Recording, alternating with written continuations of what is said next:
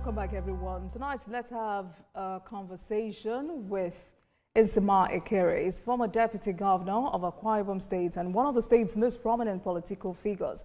He was one of the earliest high-profile politicians to defect from the PDP to the APC, and clearly that defection sparked intense debate and shifted the dynamics of Akwa Ibom politics.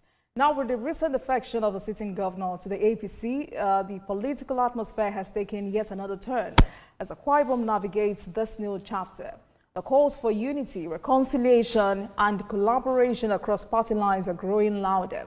In tonight's discussion, we'll explore Mr. Ekere's reflections on his political journey, the evolving partisan realignment, and what these changes mean for the future of unity, governance, and inclusive development in the state. And let's also tell you that he served as the Managing Director and the CEO of the Niger Delta Development Commission from November 2016 until early 2019, when he resigned to pursue the Akwa Ibom governorship under the APC. Now let's have this conversation tonight. Joining me virtually from Uyo, the Akwa Ibom State capital, is Nsima Ekere, former Deputy Governor of Akwa Ibom State. Good evening to you, sir. Thank you so much for joining us on Politics Tonight. Thank you. Thank you so much for having me. Right. So let's start this conversation from the point where you had to leave the PDP for the APC. The PDP was a party that had ruled the state since 1998. And at that time, it was not a popular move, but a bold one, because, now it looks like you've been vindicated. But you were deputy governor of the state from May 2011 until your resignation in October 2012. And I also know you resigned amidst political tensions, looming impeachments, but you said it was on personal ground. But looking back, do you feel your defection was a matter of principle or political survival? Oh, absolutely. Like I said, first of all, thank you for having me on your program tonight. It's been 13 years since the resignation, so a whole lot has happened between then and now.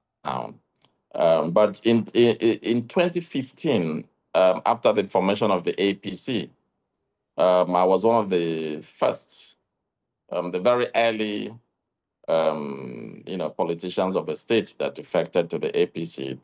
Like you rightly said, looking back 10 years down the line, we feel that this was a decision that was well taken. It's we feel vindicated that the rest of the state is moving to join us in the APC, and we're very grateful both to the leadership of the state, the governor, His Excellency Pastor Moino, and the entire political class in Akwa Ibom State, because like you would notice, what is happening in Akwa Ibom is just not the defection. I keep saying it. The governor is not just defecting. It's a movement. The entire state has moved to the APC, and it's something that gives us joy. Those of us that were the first converts, I would say, that moved over to this party.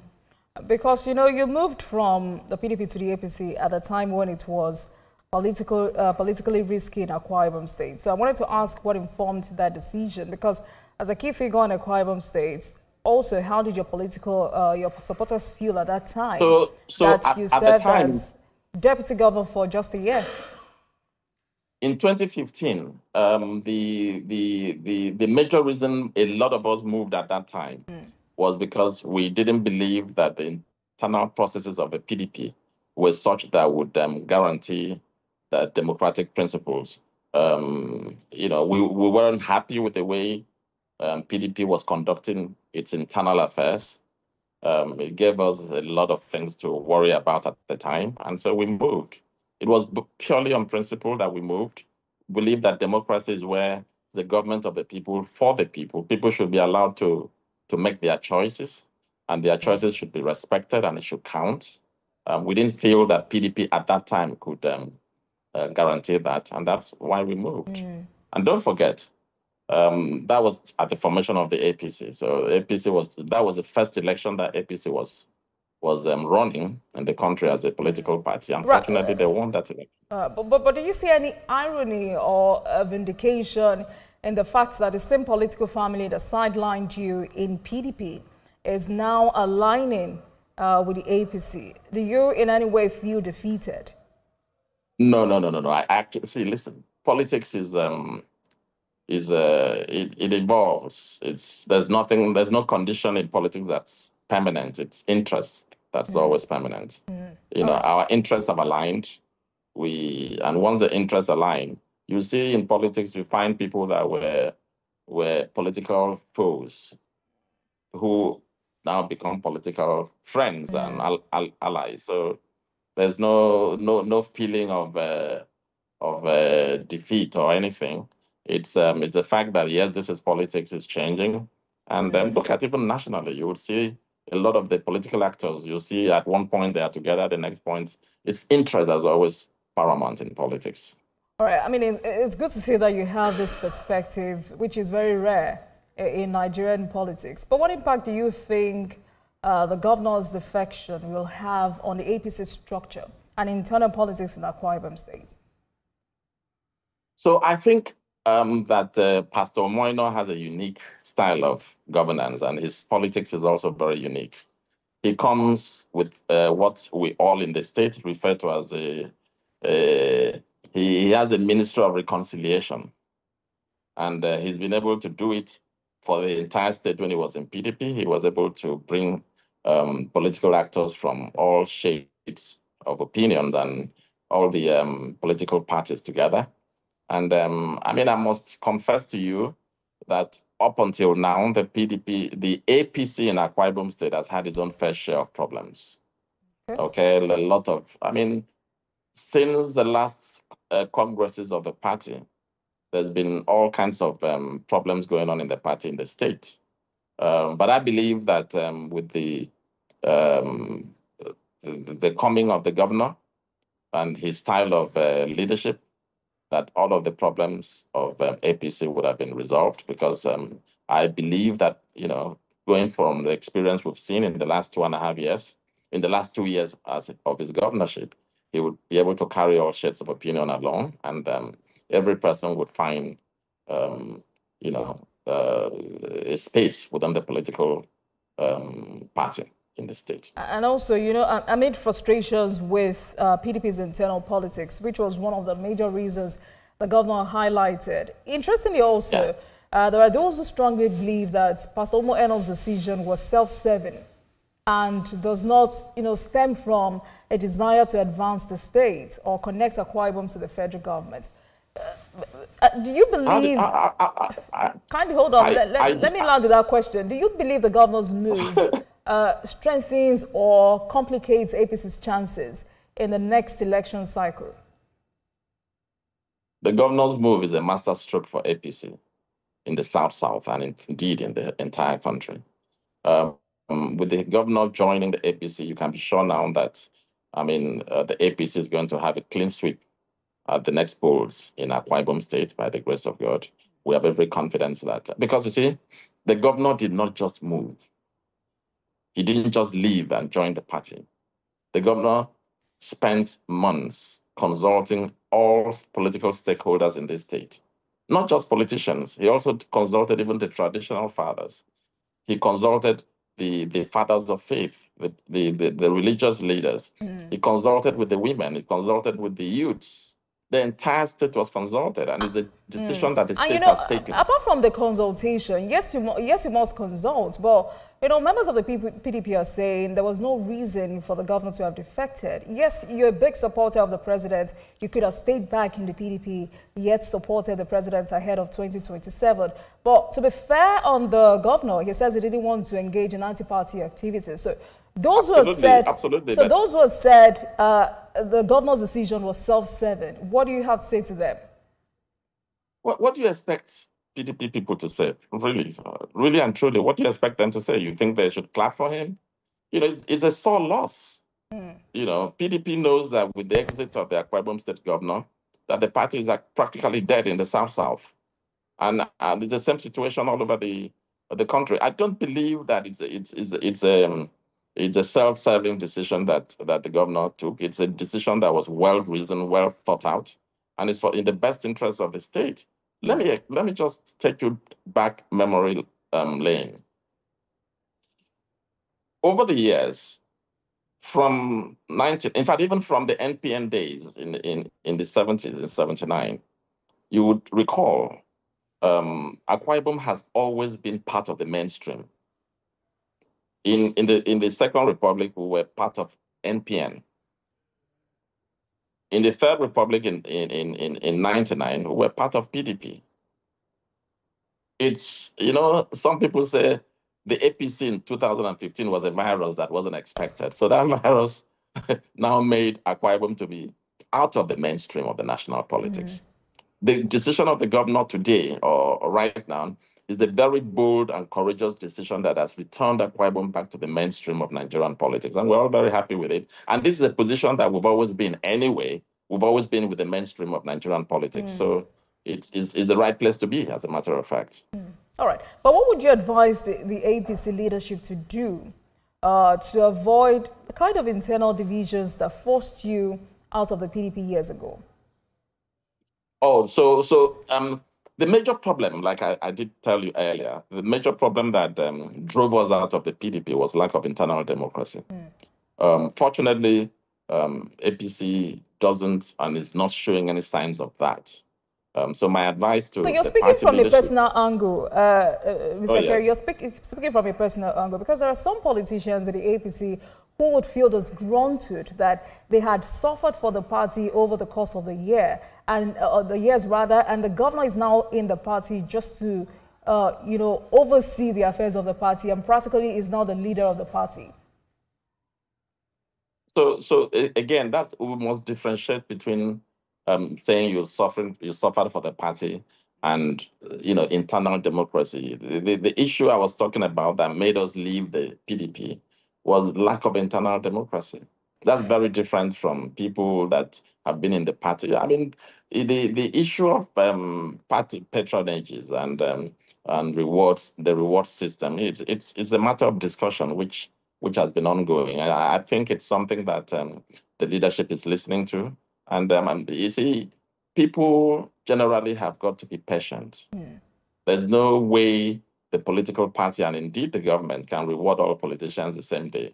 It's got to be a gradual thing. But eventually, I'm sure that politicians and members of the party who worked for the party would get some form of... Are they disgruntled because the reward process is slow, or they've not been considered at all? I think you can't say you've not been considered at all. The government is only 2 years old, okay? We still got 2 years to go in the first tenure, and by the grace of God, we still have another 4 years in the second tenure. So I would rather say that it's slow, not that they've not been considered. That you've not been considered in 2 years doesn't mean you won't be considered in 4 years or in 8 years. So it's just slow, and people should just try and be patient and give the president some time to do his work. But what kind of relationship do you have with Senate President Godswill Akpabio? You were his deputy governor, but you had to resign. Again, politics evolves. Okay, yes, I was his deputy governor. I resigned at the time. I left him in PDP. But don't forget that he also came to join me in APC in 2018, and I received him into the APC in 2018. So we are now back together in the APC. So it's our interests are aligned right now. Both of us support Mr. President. We support President Bola Ahmed Tinubu. But is there a cordial relationship there? Godswill Akpabio is my brother. I mean, just like in every family, you can have issues, but it doesn't take away from the fact that you are brothers. There's always time to talk. There's always time to resolve whatever the issues are. All right. So there are what you're saying is there are issues, but you both are still brothers. We are brothers. Godswill is my brother. So how do you intend to resolve that issue, and what exactly is the issue? We don't have any.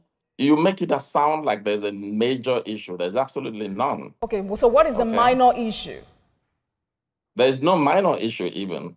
He's the Senate president. We support him in his efforts to lead the National Assembly because, of course, he's now number 3, very busy man. We probably don't have as much time as we used to have before to stay together and all of that. But other than that, there's really no issue. All right. You know, it's important to also remind everyone that Nsima Ekere chaired the Akwa Ibom State Emergency Management Agency and simultaneously as chairman of Ibom Power Company.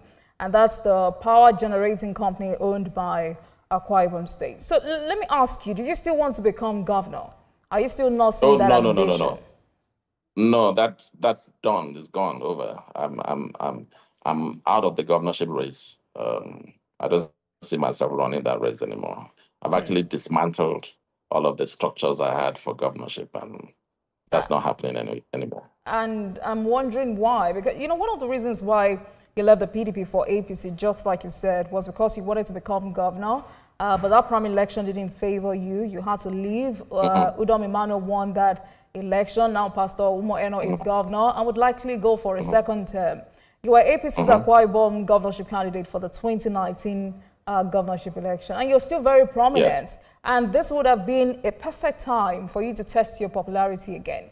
But with this move, clearly you would have to... I will ask you, so why didn't I want to do that in 2003? I should have if I wanted to, after the 2019 outing. But I just made up my mind that was it. Yeah. I've had it. And, you know, let other people try. And I'm supporting, I'll be willing to support them. I presently support Governor Umoino. I like the work he's doing for the state, the way he's been able to bring Akwa Ibom people together, bring peace and harmony to the state, and delivering dividends of democracy all over the state. He's running a people-centered government, and I can tell you that the generality of Akwa Ibom people, the majority of Akwa Ibom people are very happy with his administration. And so I don't see any reason why anybody in his right senses would want to challenge Governor Moino.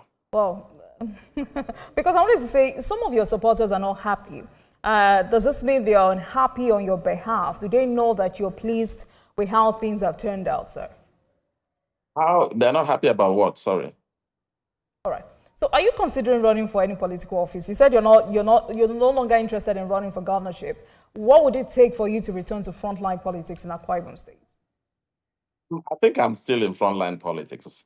You know, you mustn't run for office before you're in the front line. I consider myself still in the party, and you know, my interests, I'm consulted on party issues, which is what matters. And you know, I mean, it's a choice I made, and I'm happy with the decision I've made. And I'm very happy with. I have time now to concentrate on other things, and my family especially. I have very young kids, so I'm spending a lot more time with them, and also on my business. So I'm very happy with that. All right, Mr. President, rather, in his busy schedule, will be in Akwa Ibom tomorrow. Is coming to officially receive the governor, Pastor Umoino, into the party. And I wonder what kind of message the APC is trying to send out there. Because the governor's defection was quite ceremonial. He didn't just make an announcement. APC governors were on ground. The national leadership of the APC was on ground. And expectedly, that should be enough. But with Mr. President coming all the way, what is the essence? It's a tsunami happening in Akwa Ibom. You probably you underestimate the imports of the movement of the governor. There is a total shift in political alignment in the entire state, and indeed in the South.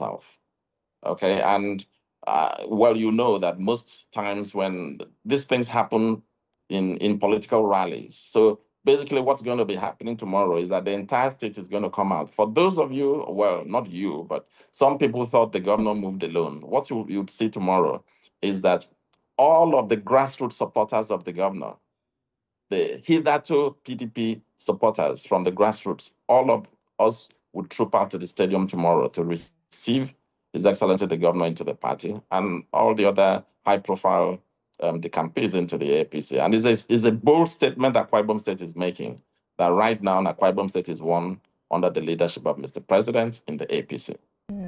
But apart from this official reception into the party, is there a fundamental issue he needs to address within the party? Is there a fundamental issue you think he needs to address within the party?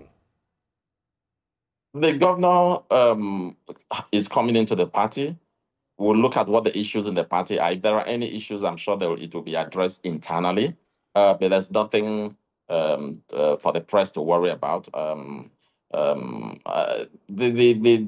forget, we're going to have a lot of PDP people, very high-profile politicians coming into the APC as well. So there's got to be alignment and realignments, and everybody will have to be accommodated. My appeal to APC leaders in the state is that they should please open up the party, open up the political space, and allow the governor and his team to come in and work with the governor to make sure that there's peace and harmony in the party and actually grow the party in the grassroots. You think there are those trying to prevent that from happening? I don't see it happening right now. Right. I've not heard anything going on, but I just want to make this appeal. It's necessary that we all work together. And I'm, fortunately also a few days ago, the Senate president called a stakeholders meeting, and that's the same message that is preached. So virtually all the leaders of the party in the state, the APC leaders in the state, are making the same appeal to their supporters all over the state to please allow our PDP brothers to come in and embrace them. All right, then, let's take a break at this moment, and when we return, we'll continue this conversation. This is Politics. This is Politics Tonight. Welcome back, everyone. Thank you very much for staying with us on the program. Our guest tonight is Mr. Nsima Ekere, former Deputy Governor of Akwa Ibom State and former MD of Niger Delta Development Commission. Tonight, we're assessing Akwa Ibom politics and the quest for unity. Thank you very much for staying with us on the program, Mr. Ekere. Now, there's a report out there suggesting that PDP presidency did nothing for Akwa Ibom in over 16 years, even when the state PDP probably lied to Akwa Ibom people. So that's the report. But that report didn't cover 8 years of President Buhari's tenure and whether that had any positive impact on the state. But now that the state has aligned with the federal government politically, what should the people of Akwa Ibom State expect from this relationship, this alignment with the federal government? Well, first of all, I'd like to say it's a bit unfair to condemn the years that the Akwa Ibom State has been under the PDP leadership. I served as deputy governor under the PDP, and I know that the projects that federal projects that were executed in the state during that period as well. I mean, if nothing else, we had roads done in the state, federal roads and so on and so forth.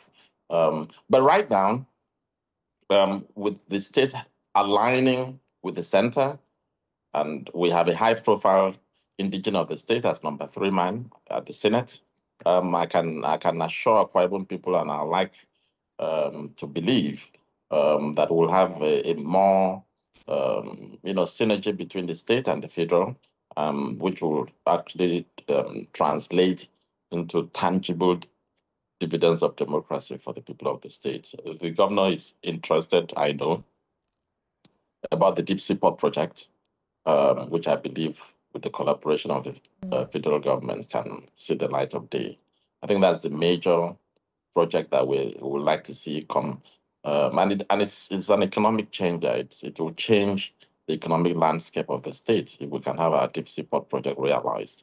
I believe sincerely that with the new realignment that we can see that project come on stream, and I can assure Akwa Ibom people that even if that's the only thing we get from this realignment, it will be very worthwhile. All right, but are young people and women given enough space to grow politically in Akwa Ibom State? Yes, I would say yes, but you see, generally in the country, I think women still need to get a little bit more prominence politically. But then my problem has always been that women sit back. Nobody would just hand it over to you when you don't ask for it. You need to make the effort. You need to go out there in terms of political offices and elections and stuff. First of all, you have to indicate your interest. Go buy the forms. You won't become a candidate of the party when you have not indicated interest, when you have not bought a form and gone through the process. So the thing is that our women should also step up there. And but Mr. Ekere, you should agree, or you would agree with me that it's unfair for you to say that women should do more, should step up, because I mean, you should know that there are so many factors hindering women participation in politics and governance in Nigeria. They'll tell you our husbands do not want us to join politics because politics is local. Now, that's for women. For young people, you ask them, why do you not want to engage in politics? They tell you older people do not want us to join them. They're not giving us the chance. No, but I don't think that's the situation in Akwa Ibom. First of all, Akwa Ibom men they won't stop their women from participating in politics. And that's why you see, even in terms of the appointment, we've just recently appointed a lady as a pioneer managing director of the South-South Development Commission. You know, that's a woman right there. The River Basin Authority, Cross River Basin Authority, the managing director is female. We just, in the last board of the NNPC, the board member representing Akwa Ibom was female. Right. So what reforms would you like to see to make Akwa Ibom politics more inclusive? And I ask because there's often talk about political divisions in Akwa Ibom State. What would you propose as a path towards unity, especially among elite stakeholders? Do you believe there's room for reconciliation among aggrieved political leaders in the states? Oh, yes, I believe that any reconciliation that's genuine, that's fair, that's fairness, justice, would work. Some people reconcile only on their lips. When you pay lip service to reconciliation, it's not going to work. But you see, and I'd like to refer to the example of the governor of the state. In the 2 years he's been governor, he's actually shown leadership and how reconciliation and inclusivity in governance can be. And I believe he's coming into the party with that template. And I see that there will be a lot of peace, there will be reconciliation, and the party would act as one. But let me take you back to the issue of women in politics. I still want to, and I say this with every sense of responsibility. And again, because I am aware, I've been involved. I remember when I was running for governor, we were looking for women to come out and run for the State House of Assembly seats in the respective state constituencies, run for federal House of Representative seats, and we didn't find them. We found, I think we got just about 2, and we gave them tickets. They won in their respective local government areas. So it's still important that the women should show up and show interest. It is important. We have progressive-minded leaders politically in the state, and I can assure you that if the women show up, they'll get the support that's necessary to run, but they need to show up. And I still insist that they need to. All right. So let's talk about party politics. You're a former member of the PDP, so I'd like to get your perspectives on what exactly what you think is wrong with the party. I mean, you left because of lack of internal mechanisms and how the party went about that primary election. Pastor Eno just said he needed to align himself with the children of Ichaka in the Holy Bible, who were able to interpret the times and flow with the tide. Delta PDP and its entire structure moved en masse. What do you think is wrong? How much of this crisis is about personality clashes, and how much is about unresolved structural issues within the party? Well, first of all, I think you're asking the wrong person to give you an opinion on the PDP issues. I left PDP 10 years ago. I want you to speak from the angle of, being a former member of the PDP. Yes, PDP was too big for itself, the way we saw it at the time. A political party that imagines that no matter what happens, they will keep winning elections. I remember in those days, we used to say we'll win and win and win and win again. They didn't believe that they could ever come to a point where PDP will not win elections in this country. And first of all, that's a problem right there. When you begin to have that kind of mindset, then you don't pay attention to the little things that you should pay attention to. Internal democracy is very important in any political party. And there must be respect for rule of law and for even for fellow members of the party. So I don't want to speak for PDP because, like I said, I left that party 10 years ago. But generally speaking, I think the PDP problems, if they sit down and they're serious and sincere, they probably might be able to resolve it. I do not know. And I don't even want to. All right. Then let's move on to other matters quickly. And given your experience at the NDDC and as a former deputy governor, do you think federal attention to Akwa Ibom matches its contribution to national revenue? Oh, no. It doesn't. It doesn't match it. For several years, Akwa Ibom was number one contributor to the national wealth in terms of our resources. And you can't say that what they've been able to get in terms of patronage and federal projects in the state is commensurate with what they were contributing to the economy. And even in NDDC, I recall when I became managing director, I went in there and I also saw the same thing.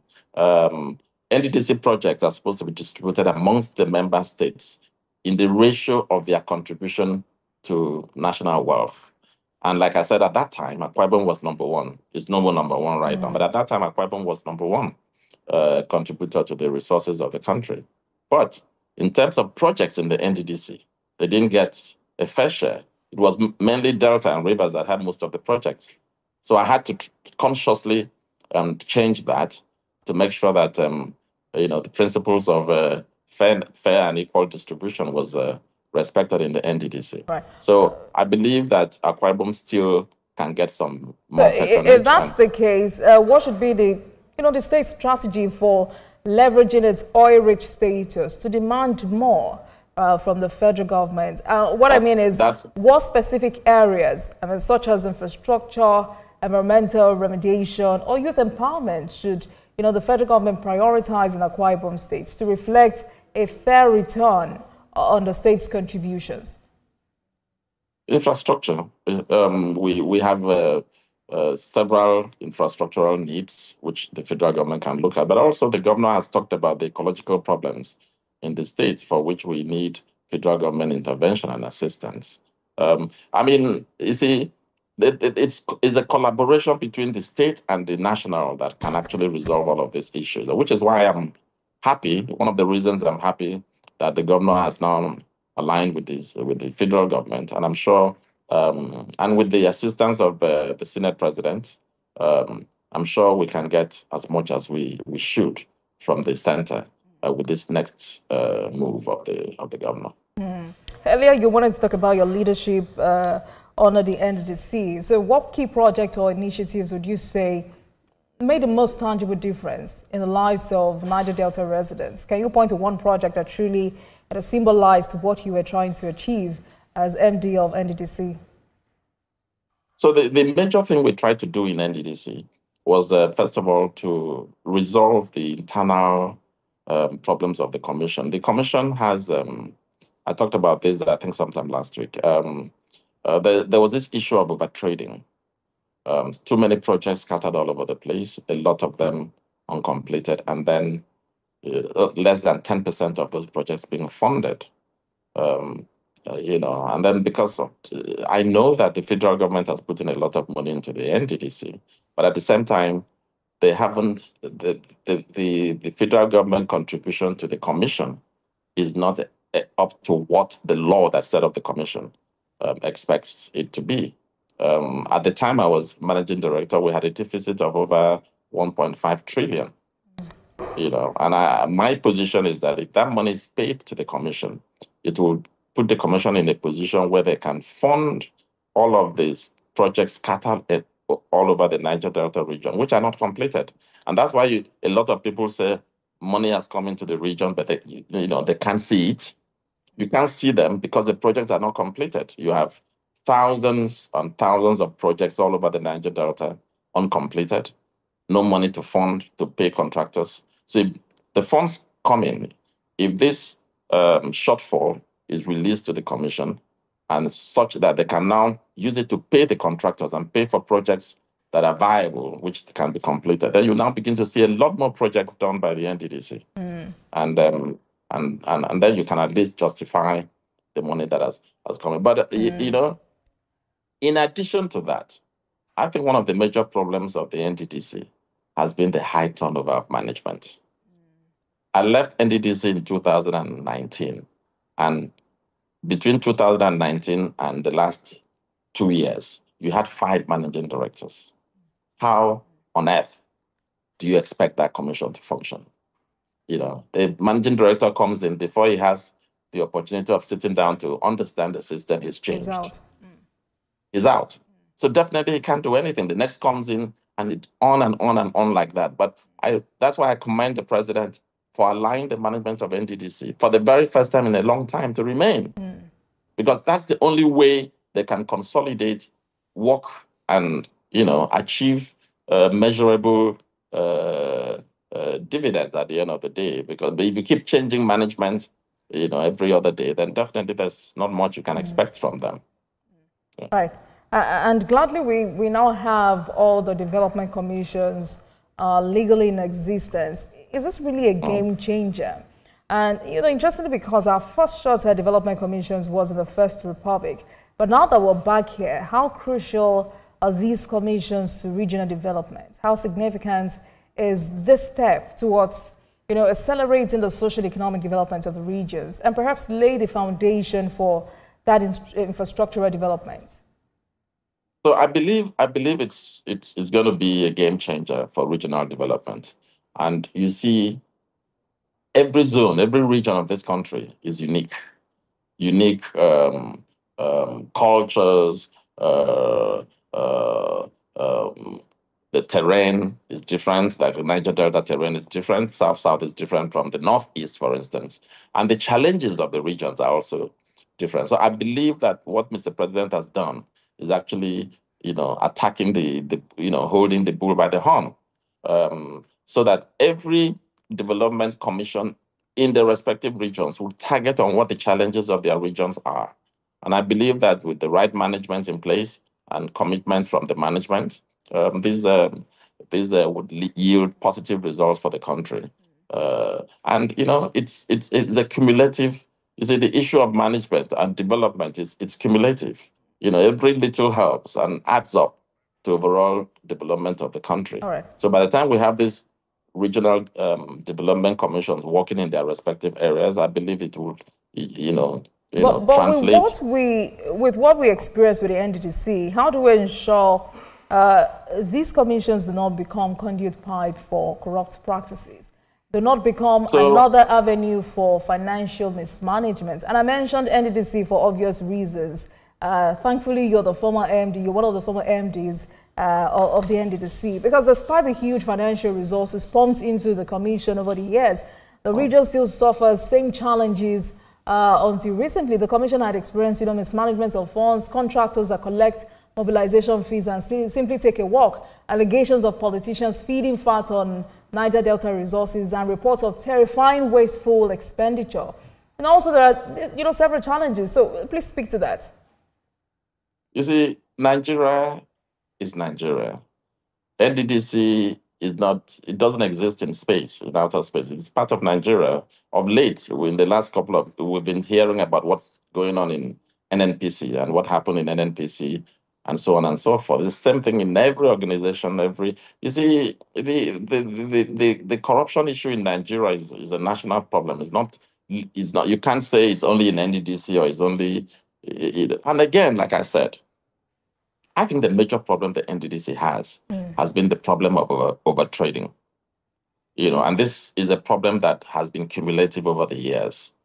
So a management comes in, and again, you heard I spoke about the high turnover of management. The management comes in before they know what is happening there. So those are the challenges, Mr. Ekere. What must we do differently now? I'll tell you what I did when I was MD of NDDC. For 2 years, we set up in our budget 80% of the budget dedicated to existing projects, only 20% for new projects.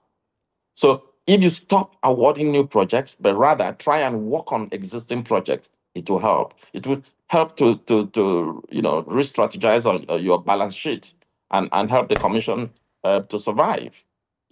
So it's the management thing. Presently, I'm happy with what the management of NDDC is doing. They brought in, I think it was KPMG, to set up the internal processes and systems. So management systems, processes, dedication of management, and allow them to remain, for God's sake, and work for some time.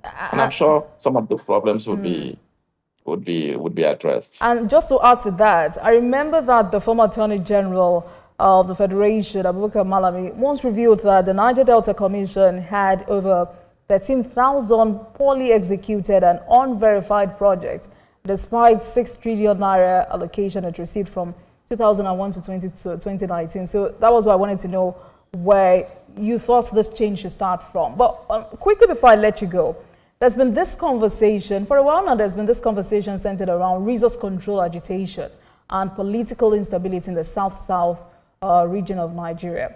How crucial is it that, the government and all stakeholders embrace the drive for restructuring and equitable distribution of resources for development, as many believe is, the roadmap toward true federalism?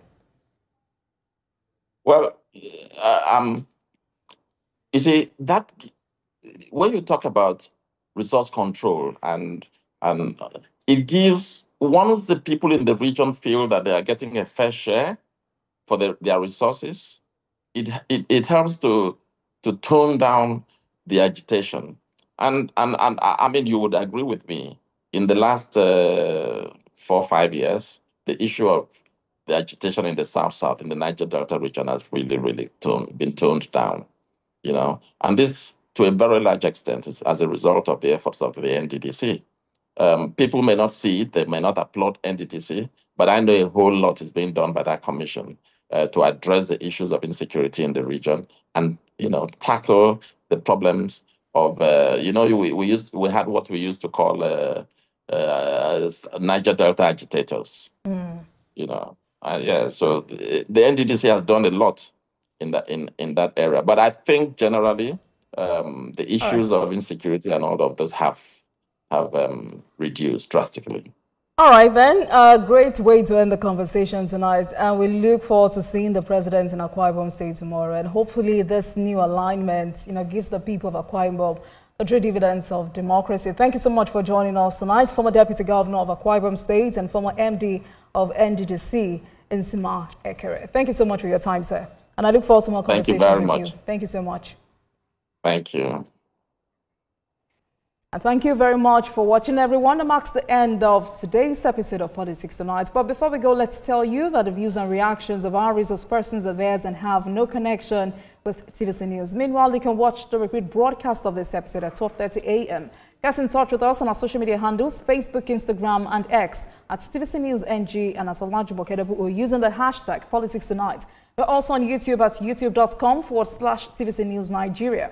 I am Olajubo Kedebu. Have a great weekend.